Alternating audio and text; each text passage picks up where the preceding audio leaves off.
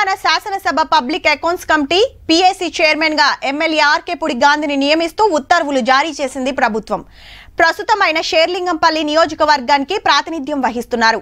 అలాగే estimate committee chairman గా Kodad MLA Uttam పద్మావతిని, ప్రజాపద్దుల సంఘం చైర్మన్ గా షాద్నగర్ ఎమ్మెల్యే వీర్లపల్లి శంకరయ్యను నియమిస్తూ శాసనసభ కార్యదర్శి బులెటిన్ విడుదల చేశారు. అయితే పీఏసీ చైర్మన్ నియామకంపై భారత రాష్ట్ర సమితి అభ్యంతరం వ్యక్తం చేస్తోంది. బీఆర్ఎస్ నుంచి కాంగ్రెస్ లో చేరినటువంటి అరకపూడి గాంధీకి పీఏసీ ఇవ్వడం అంటే రాజ్యాంగాన్ని నిట్ట నిలువున పట్ట పగలు ఖూనీ చేయడం. గదన్నట్టు పీఏసీ చైర్మన్ పదవి ప్రతిపక్షాలకిచ్చుడు ఎన్నటికెళ్ళో వస్తున్న పద్ధతి. అయితే ఎమ్మెల్యే గాంధీ సారు మా పార్టీలో గెలిచి కాంగ్రెస్ లకు పోయిండు కాబట్టి అధికార పార్టీ లీడర్ కి ఎట్లిస్తారు అనేది బీఆర్ఎస్ క్వశ్చన్. ఇదే ముచ్చట ఎమ్మెల్యే గారిని అడిగితే కాంగ్రెస్ పార్టీ కండం వేశారన్న మెళ్ళలో దేవాలయం నుంచి తెచ్చినటువంటి ఆశీర్వాద కండం వేశారు. హగనట నియోజకవర్గం డెవలప్మెంట్ కోసమే సీఎం సార్ కలిసిన అది పార్టీ కండువ కాదు, నేను ఇంకా కారు పార్టీలే ఉన్నా అంటున్నాడు.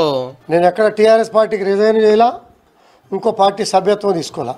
అటు సర్కారు వాళ్ళని మందలిసి అంత రూల్స్ ప్రకారమే నడుస్తుంది అనుకొచ్చిండ్రు.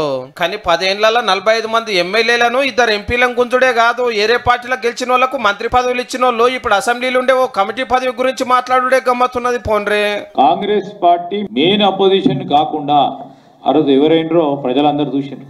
అదే భట్టి గారికి పీఏసీ చైర్మన్ అవుతుండే కాకుండా చేసింది ఎవరు? వారా మాట్లాడేది? ఈరోజు దయ్యాలు వేదాలు వలికినట్టున్నాయి ఈరోజు.